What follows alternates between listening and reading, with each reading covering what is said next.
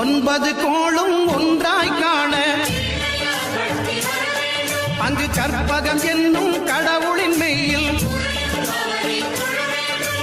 ஒன்பது கோளும் ஒன்றாய் காண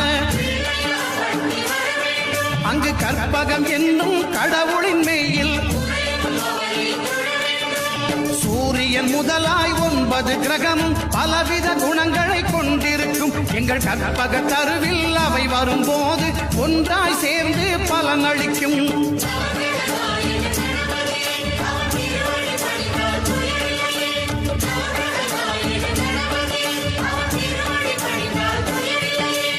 ஒன்பது கோளும் ஒன்றாய் காண அங்கு கற்பகம் என்னும் கடவுளின்